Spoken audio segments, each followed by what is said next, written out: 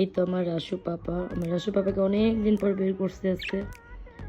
এই হচ্ছে আমার সবচাইতে প্রিয় পাখি, অনেক ভালো একটা পাখি, একদম আমার মনের মতো।